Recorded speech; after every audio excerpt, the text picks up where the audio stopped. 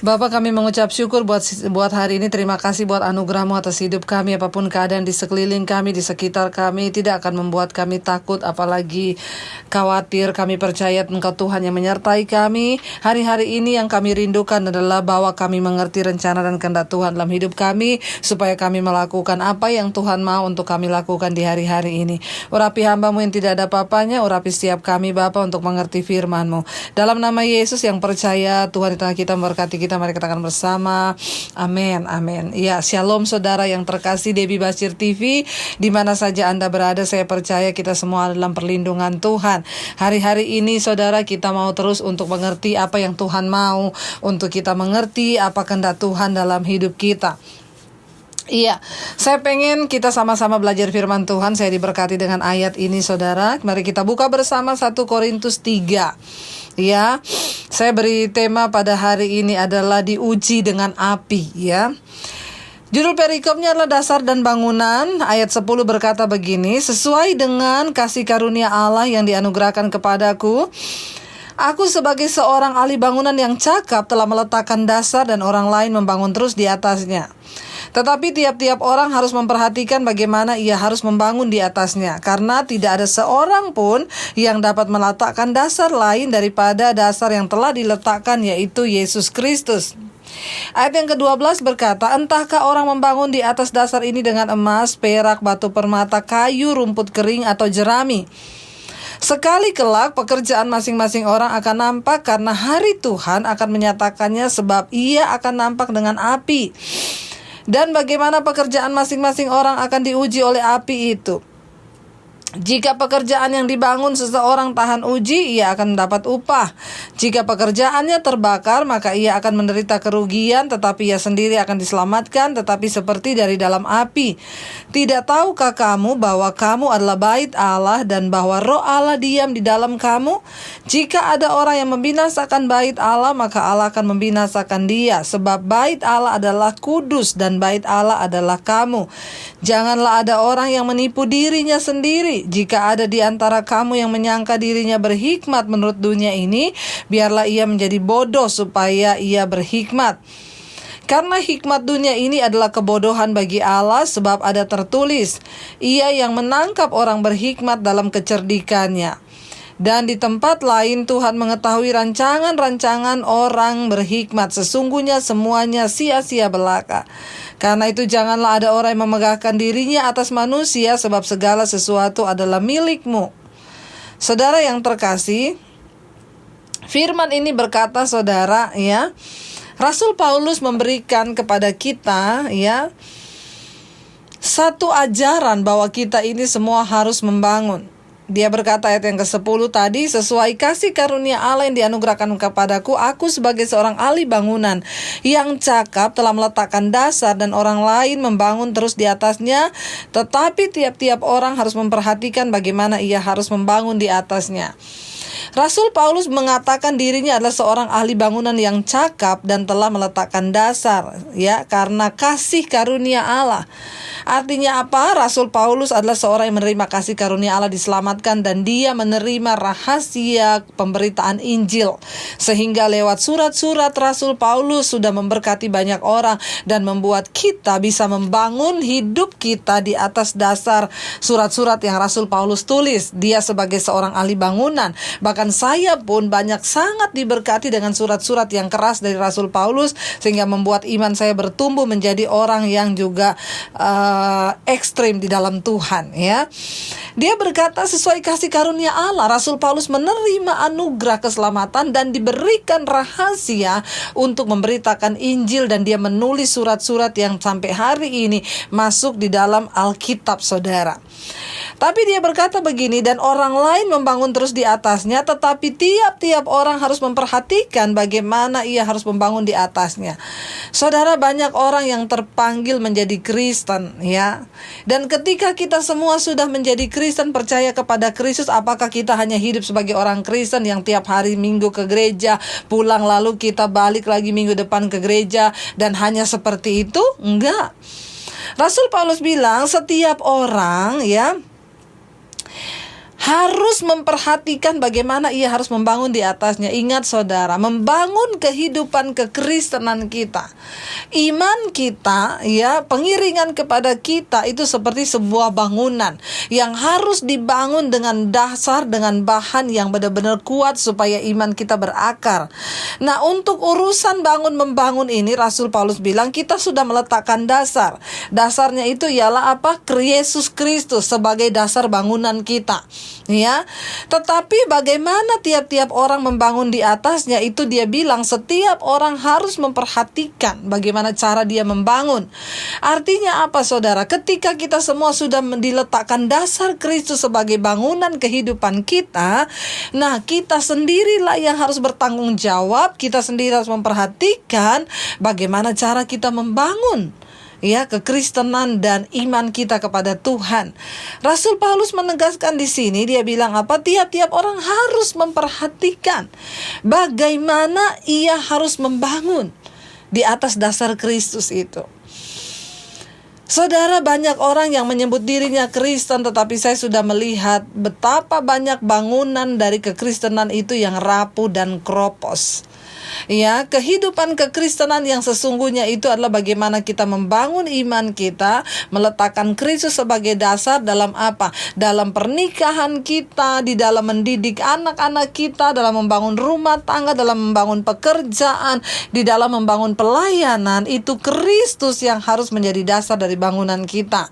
Tetapi banyak orang yang tidak memperhatikan bagaimana cara membangun, bahkan banyak orang yang tidak mau membangun sama sekali, hidup sembarangan. Untuk membangun kehidupan kekristenan itu adalah tanggung jawab kita pribadi-pribadi. Karena Rasul Paulus menerangkan di sana, tiap-tiap orang harus membangun sendiri. Ingat saudara, membangun kehidupan iman dan kekristenan kita itu bukan Tuhan lagi yang bangun. Karena sudah dasarnya itu Yesus Kristus, kitalah yang harus membangun di atas dasar Kristen, di atas dasar iman kekristenan, di atas dasar Kristus yang sudah diletakkan itu oleh Rasul Paulus. Nah saudara, saya banyak menemukan hari-hari ini ada begitu banyak orang Kristen yang tidak pernah memahami tentang arti kekristenan dan bagaimana membangun kehidupan. Ada begitu banyak yang saya layani, orang masuk telepon saudara, menghadapi persoalan rumah tangga, mau bercerai. Kenapa? Karena mereka dari awal tidak sungguh-sungguh membangun kehidupan kekristenan yang benar. Bahkan ada sebagian ibu-ibu yang menelpon saya dan berkata, "Ibu, saya menyesal hari ini. Kenapa saya tidak mengenal Kristus dari dulu? Kenapa saya tidak mengenal membangun dasar kehidupan saya dengan dasar Kristus yang benar? Ya, saya menyesal sudah memilih jodoh yang salah. Saya menyesal sudah menikah dengan orang yang salah. Saya menyesal ibu, saya sudah menyia-nyiakan waktu hidup saya dengan tidak membangun di atas dasar iman kepada Kristus yang benar." Untuk membangun bangunan kekristenan kita itu adalah urusan kita pribadi dengan Tuhan. Karena itu saudara, saya selalu bilang kan kepada saudara, jangan minta saya berdoa buat suamimu supaya berubah. Jangan minta saya berdoa buat anakmu. Jangan minta saya berdoa untuk istrimu. Kenapa? Kita sendirilah yang harus bertanggung jawab pribadi-pribadi atas bangunan iman dan kekristenan kita. Tidak ada doa yang paling mujarab bagi seorang istri itu kecuali doa dari seorang suami. Tidak ada doa yang mujarab dan berkuasa bagi seorang suami kecuali doa istri. Demikian buat anak dan seterusnya. Mari kita punya pemahaman yang benar. Dengan adanya hari-hari ini gereja ditutup saudara, ya, kita tidak lagi bisa beribadah ke gedung gereja. Disinilah iman kita sedang diuji. Jangan taruh pengharapan dan imanmu kepada manusia, pendetamu, kepada gereja, kepada siapapun juga. Karena satu saat semua itu akan digoncang. Dan pada akhirnya kita sendirilah yang harus bertanggung jawab dengan bangunan kehidupan kekristenan kita di dalam Tuhan. Saya berdoa saudara supaya kita punya pemahaman yang benar hari-hari ini. Mengapa kita harus memperhatikan bagaimana cara kita membangun? Saya dulu pernah membangun rumah saudara. Ya, lalu tiba-tiba agak melonjak ya biaya untuk membangun rumah itu. Jadi saya tanya kepada tukangnya, kepada kepala pemborongnya, kenapa bisa harganya melonjak seperti itu? Dia jawab, iya Bu, karena saya memakai bahan yang bagus dan nggak apa-apa Bu, kita bayar sedikit agak mahal, tetapi bangunannya itu bagus untuk meletakkan dasar yang bagus. Bagaimana kita membangun? Saya pilihkan, dia bilang, bahan-bahan yang bagus supaya ibu nggak menyesal. Rumah ini bisa ditempati berapa tahun baru akan direnov karena tidak ada kebocoran, tidak ada retak, tidak ada apa. Semakin kita pengen bangunan kita bagus, maka harga yang harus kita bayar juga mahal. Ya. Ada orang-orang yang hari-hari ini pengen pilih jodoh secepatnya. Ibu doakan ya, kayaknya jodoh saya nggak dapat-dapat. Ya, saya berkata, cari jodoh itu tidak semudah engkau berkata dari mulutmu. Perlu digumuli, perlu didoakan, perlu ditimbang, perlu benar-benar dipergumulkan, kalau perlu dengan doa dan puasa. Kenapa? Karena engkau memilih jodoh itu, engkau akan membangun sebuah kehidupan rumah tangga. Dan jangan lupa, letakkan dasar bangunanmu itu adalah Yesus Kristus dan kebenaran firman. Kenapa banyak rumah tangga hari-hari ini goyah, saudara? Karena dasar pertama kali bangunannya itu ya tidak benar. Kita sembarangan memilih jodoh. Kita tidak melibatkan Tuhan. Ya, kita tidak mengerti bahwa kehidupan kita di dunia ini adalah kehidupan untuk Tuhan. Nah, Rasul Paulus berkata di sini, kenapa kita harus memperhatikan cara kita membangun? Ayat 12 berkata begini, entahkah orang membangun di atas dasar ini dengan emas, perak, batu permata, kayu, rumput kering, atau jerami? Sekali kelak pekerjaan masing-masing orang itu akan nampak, karena hari Tuhan akan menyatakannya, sebab ia akan nampak dengan api, dan bagaimana pekerjaan masing-masing orang itu akan diuji oleh api. Saudara, apa yang akan membuktikan bangunan iman atau bangunan kekristenan kita itu? Yaitu ketika datang ujian dan pencobaan. Ketika Tuhan mengizinkan di hari itu datang hari Tuhan untuk menggoncang balikan, untuk menggoncangkan apa yang bisa tergoncang, maka disitulah akan terlihat bagaimana kualitas bangunan kehidupan dan iman kita kepada Tuhan. Ya, ayat ini berkata begini, saudara, jika pekerjaan yang dibangun seorang itu tahan uji, maka ia akan mendapat upah. Ya, saudara, banyak hari-hari ini orang berkata, Bu, saya lihat hidup ibu tuh bahagia banget sih, Bu. Rumah tangga ibu berbahagia. Ibu kalau bersaksi bagaimana Tuhan menyertai. Saya bilang, iya, sekarang saya ini juga lagi menikmati upah. Dari apa? Dari apa yang dulu saya bayar. Saudara nggak tahu bagaimana dulu penderitaan saya mengikut Kristus itu sangat luar biasa. Saya hidup tanpa uang 1 sen pun. Ya, saya usir dari keluarga saya. Bagaimana saya makan? Tidak ada satu orang pun di hidup saya yang bisa saya taruhkan pengharapan saya kepada Dia. Saya hidup benar-benar sebatang kara, dan di situ saya benar-benar dibuktikan bagaimana bangunan iman saya itu harus tetap berpegang teguh kepada Kristus. Kalau sekarang saya menikmati apa yang harus saya nikmati, damai, sejahtera, sukacita, ya, walaupun tetap masih ada pergumulan, tapi saya merasakan damai yang luar biasa. Saya punya rumah tangga yang berbahagia, saya punya seorang suami yang luar biasa, anak-anak yang luar biasa. Itu kenapa? Saya mendapat upahnya dari Tuhan. Dan upah yang kita dapat itu sebenarnya apa? Upah dari buah bangunan hidup yang kita bangun selama ini di dalam kekristenan kita. Ya, upahnya itu tergantung kita. Kalau kita mau memilih jodoh yang benar dari Tuhan dengan komitmen benar-benar membangun rumah tangga berdasarkan kebenaran firman Tuhan, ya upahnya saya berbahagia hari ini. Ya, kalau saya menikmati hari ini pelayanan, orang bilang, wow, luar biasa pelayanannya di YouTube, subscribernya ratusan ribu. Saudara, ya, itu hanya upah. Saya tidak pernah berpikir saya bisa sampai sekarang ini. Saya nggak pernah berpikir punya subscriber yang ratusan ribu. Enggak, saya memulai dari nol, setia dengan 1, 2, 3. Cuma satu niat saya apa? Memberitakan Injil. Tapi kalau saya menerima itu semua sekarang, itu hanya upah. Upahnya dari siapa? Dari Tuhan. Karena apa? Karena pekerjaan yang saya bangun itu teruji. Jadi hari ini tidak usah kita membangun sebuah kemunafikan, karena pada satu saat nanti hari Tuhan itu yang akan mengujinya. Kapan hari Tuhan itu tergantung kepada masing-masing kita ketika pencobaan dan ujian itu datang dalam hidupmu. Karena itu saudara, ya, jika pekerjaan yang dibangun seorang itu tahan uji, maka dia akan mendapat upah. Upahnya itu dari mana? Dari kita, apa yang kita bangun selama ini. Kalau kita membangunnya dengan ketulusan, maka kita akan juga menerima upah dalam ketulusan itu. Tetapi sebaliknya Alkitab berkata ayat 15, jika pekerjaannya terbakar, ya, maka ia akan menderita kerugian. Makanya banyak orang yang berkata, ibu, apakah saya hidup di bawah kutu? Kenapa apa yang saya lakukan seolah-olah semuanya itu seperti sial, bu? Saya tidak menerima apa-apa, ibu. Saya kayaknya tidak menikmati janji Tuhan, apa yang dijanjikan oleh Tuhan. Saya seringkali mendengar orang bersaksi bagaimana diberkati Tuhan, disertai Tuhan. Saya seperti hidup di bawah kutuk. Saudara, itu juga adalah upah dari bagaimana engkau membangun kehidupanmu. Karena itu saya tadi bilang, jangan membangun sesuatu dalam kemunafikan. Kenapa? Satu saat nanti hari Tuhan yang akan mengujinya, dan semuanya itu akan nampak. Kalau pekerjaannya terbakar, maka ia akan menderita kerugian. Ya, rugi saudara, kita ikut Tuhan kalau nggak sungguh-sungguh. Rugi kita melayani Tuhan separuh-separuh. Pelayanan iya, selingkuh iya. Pelayanan iya, motivasi yang salah iya. Pelayanan iya, tapi masih tersinggungan. Pelayanan iya, tapi hidupnya nggak bertobat. Ngapain? Apa yang sedang kita cari? Tinggalkan semua kemunafikan itu. Tidak ada guna kita hidup dalam kemunafikan. Kenapa? Anda tidak akan pernah bisa lari dari ujian dan api itu ketika datang.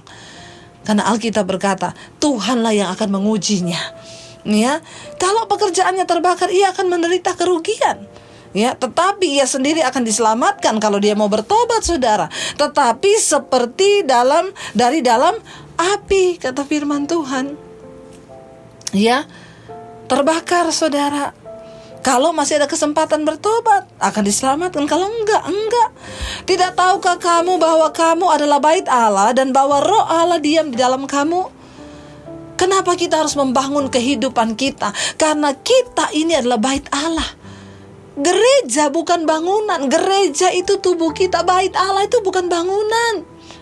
Hari-hari ini banyak orang hanya sibuk membangun gereja, sibuk membangun gereja secara bangunan, tapi orang gak pernah sibuk membangun dirinya sebagai bait Allah. Saudara, tubuhmu itu adalah bait Allah yang harus kau bangun. Ya, dengan adanya keadaan sekarang kita gak boleh beribadah di gereja, seolah-olah doktrin yang kebenaran itu sedang dikembalikan kepada orang untuk sadar bahwa, pernahkah kita menyadari bahwa tubuh kita ini adalah bait Allah? Kita adalah gereja Tuhan yang harusnya dibangun. Berapapun harga aku mau Tuhan, asal bait Allah ini dibangun. Ya, Roh Allah diam di dalam kamu. Wow, ini ayat yang luar biasa. Ketika Roh Allah diam di dalam kita, apa yang perlu kita takutkan? Waktu kita sadar bahwa Roh Allah ada dalam kita, ya, kita gak perlu takut. Kenapa? Dia Roh yang pernah membangkitkan Kristus dari antara orang mati ada dalam hidup kita.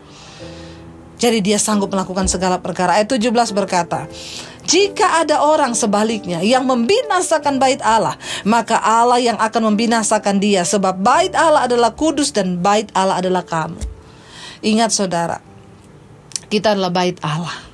Bait Allah itu kudus dan bait Allah itu adalah saudara dan saya. Jika ada orang yang merobohkan bait Allah atau yang membinasakan bait Allah, tidak membangunnya, malah membinasakannya, maka Allah juga akan membinasakan dia. Jangan pakai tubuhmu, bait Allah itu, untuk kenajisan. Jangan engkau pakai tubuhmu sebagai bait Allah itu untuk hidup dalam perselingkuhan. Jangan engkau pakai tubuhmu yang adalah bait Allah itu untuk hidup dalam dosa homoseksual, lesbian, hidup dalam kenajisan, persinahan, dan apapun juga. Jangan engkau pakai tubuhmu sebagai bait Allah itu untuk engkau simpan kepahitan. Ini adalah bait Allah. Tubuh kita adalah rumah Tuhan. Harus kudus, harus berkenan di hadapan Tuhan. Pakailah dan bangunlah bait Allah ini untuk sesuatu yang sifatnya memuliakan Tuhan. Kenapa? Karena barang siapa membinasakan bait Allah dengan kenajisan, dengan percabulan, dengan apapun yang kotor, yang tidak dalam kekudusan, maka ayat ini berkata Allah akan membinasakan dia. Satu saat kita semua akan dimintai pertanggungjawaban akan hidup kita, saudara. Karena itu mari perhatikan bagaimana engkau membangun kehidupan kekristenanmu, bagaimana engkau membangun hidupmu sebagai bait Allah. Satu saat nanti kita harus bertanggung jawab pribadi lepas pribadi kepada Tuhan. Kita harus mempertanggungjawabkan bagaimana kita sudah membangun hidup kekristenan dan iman kita. Ya, jika ada orang yang membinasakan bait Allah, maka Allah akan membinasakan dia, saudara. Jadi saudara, firman Tuhan berkata, ya karena itu hari ini janganlah ada orang yang menipu dirinya sendiri. Waktu kita hidup dalam kenajisan, dalam percabulan, tapi kita tetap ke gereja, kita tetap menjadi orang Kristen, engkau sedang menipu dirimu sendiri. Kalau ada hamba Tuhan yang hari ini sedang melayani tetapi dia punya selingkuhan, engkau tidak sedang menipu istrimu, engkau sedang tidak menipu suamimu, engkau sedang menipu dirimu sendiri. Ya, kalau ada orang yang hari ini tetap hidup dalam dosa dan dia berpikir gak ada satu orang pun yang tahu, engkau sedang menipu dirimu sendiri. Dan orang yang menipu diri sendiri sama dengan orang yang membinasakan bait Allah itu. Dan Allah pasti akan membinasakannya. Karena itu hari ini saudara, saya pengen kita semua membuka hati. Perhatikan bagaimana cara engkau membangun. Untuk membangun rumah Allah dalam hidup kita sebagai bait Allah ini. Bukan orang lain, bukan pendeta. Tidak ada satu pendeta hebat yang bisa membangun bait Allah itu dalam hidupmu kecuali dirimu sendiri. Tiap-tiap orang harus memperhatikan bagaimana cara dia membangun. Karena itu hari ini kita mau bilang pada Tuhan, Bapa, kami mau persembahkan tubuh kami ini sebagai persembahan yang hidup. Kami tahu ini adalah bait-Mu. Kami tidak ingin mengotori bait Allah ini dengan kenajisan, dengan perselingkuhan, dengan homoseksual, dosa percabulan, apapun Tuhan. Karena kami tahu siapa yang membinasakan bait Allah, Allah akan membinasakan dia. Mari kita buka hati dan tangan kita di hadapan Tuhan. Hanya ini Tuhan persembahanku, segenap hidupku, jiwa dan ragaku, dan yang ku miliki, harta kekayaan yang tiada berarti, tuh ku persembahkan. Hanya ini Tuhan permohonanku, terimalah Tuhan persembahanku, pakailah hidupku sebagai alat-Mu seumur hidupku. Kami datang menyerahkan hidup kami hari ini, Bapa. Pakai hidup kami, Tuhan. Dan kami ingin membangun bait Allah yang adalah tubuh kami sendiri, karena Engkau ada di dalam hidup kami. Roh Allah, Roh Kudus itu berdiam di dalam kami. Kami tahu barang siapa yang membinasakan bait Allah, maka Allah akan membinasakannya. Kami tidak ingin menjadi orang-orang yang merobohkan atau membinasakan bait-Mu, Tuhan. Tapi kami ingin jadi orang-orang yang membangun bait-Mu dalam hidup kami. Bawa kami, Tuhan, untuk menyadari bahwa hidup kami ini adalah sebuah kesempatan untuk kami boleh bertobat, menyerahkan hidup kami sungguh-sungguh kepada Tuhan. Hari ini, Bapa, kalau ada di antara kami yang masih hidup dalam kenajisan, dalam perselingkuhan, di dalam dosa homoseksual, lesbian, atau hidup sebagai perebut suami orang, Bapa, hari ini kami mau bertobat.